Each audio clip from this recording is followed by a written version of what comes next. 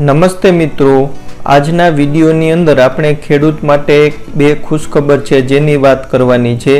એક તો ગુજરાત સરકાર દ્વારા ખેડૂત માટે મોટી જાહેરાત થઈ છે, સાથે સાથે ખેડૂતને મફત બિયારણ મળશે તે અંગેની પણ જાહેરાત થઈ છે। તો આ બંને વાત આજના વિડીયોમાં તમને કરવાની છે। તો પૂરી માહિતી માટે આ વિડીયોને ખાસ તમે અંત સુધી જોશો તો આ તમામ માહિતી છે તે તમને મળી જશે। મિત્રો, વિડીયોની શરૂઆત કરી પહેલાં ખાસ વિનંતી છે, આ ચેનલને હજી સુધી તમે સબસ્ક્રાઈબ ન કરી હોય તો ખાસ ચેનલને સબસ્ક્રાઈબ જરૂર કરજો। તો ચાલો મિત્રો, આપણે આજના વિડીયોની શરૂઆત કરી। મિત્રો, ખેડૂત માટે ખુશખબર છે મફત બિયારણની। તે પહેલાં ગુજરાત સરકાર દ્વારા જે જાહેરાત થઈ છે તે જોઈ લઈ તો મુખ્યમંત્રી વિજયભાઈ રૂપાણીએ કોરોનાના કપરા કાળમાં રાજ્યના ખેડૂતોને પાક ધિરાણની રકમ ચૂકવવાની રાહત આપતો વધુ એક કિસાન હિતકારી નિર્ણય છે તે કર્યો છે।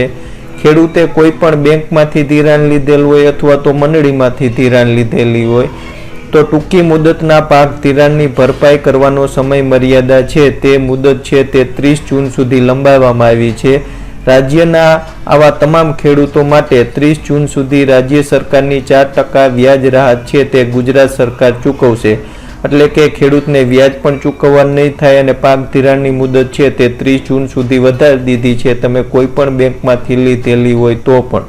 હવે ખાસ આપણે વાત કરી તો કૃષિ મંત્રી નરેન્દ્રસિંહ તોમરે બુધવારે ખેડૂતોને દાળ અને તેલીબિયાંના ઉચ્ચ ઉપજવાળા બીજના વિતરણથી જોડાયેલી એક મિની કીટ કાર્યક્રમ છે તેને શરૂ કર્યો છે।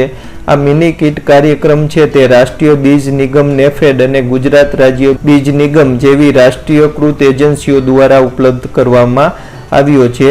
એક સત્તાવાર નિવેદનની અંદર જણાવવામાં આવ્યું છે કે બિયારણ મિની કીટ કાર્યક્રમની શરૂઆત કૃષિ મંત્રી દ્વારા દાળ અને તેલીબિયાંના ઉચ્ચ નિપજવાળા બીજના વિતરણ સાથે થઈ હતી। ખાસ તોમરે કહ્યું હતું કે કેન્દ્ર રાજ્યોના સહયોગથી રાષ્ટ્રીય ખાદ્ય સુરક્ષા મિશન અંતર્ગત દાળ અને તેલીબિયાંનું ઉત્પાદકતા વધારવા માટે અલગ અલગ પ્રવૃત્તિઓ છે તે શરૂ કરી છે। કૃષિ મંત્રાલયના જણાવ્યા અનુસાર 2014-15થી દાળ અને તેલીબિયાંનું ઉત્પાદન વધારવા માટે નવેસરથી છે તે ભાર મૂકવામાં આવી રહ્યો છે। તેલીબિયાંનું ઉત્પાદન 2014-15ની અંદર 2.751 કરોડ ટનથી વધીને 2020-21ની અંદર 3.657 કરોડ ટન જેટલું ઉત્પાદન વધી ગયું છે। એ જ રીતે દાળનું ઉત્પાદનની અંદર પણ વધારો થયો છે, 1.715 કરોડ ટનથી વધીને 2.556 કરોડ ટન દાળનું ઉત્પાદન થઈ ગયું છે।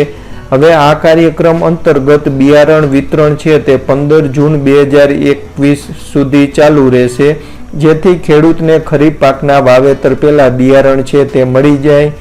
અને રાષ્ટ્રીય ખાદ્ય સુરક્ષા મિશન અંતર્ગત ગાળની કુલ 20,27,318 કીટ, સોયાબીનની 8 લાખથી વધારે મિની કીટ અને મગફળીની 74,000 જેટલી મિની કીટ છે તે ખેડૂતોને ફ્રીમાં આપવામાં આવશે, જે બિયારણ તરીકે ખેડૂત ઉપયોગ કરી શકે અને 15 જૂન 2021 સુધી આ વિતરણ ચાલુ રહેશે।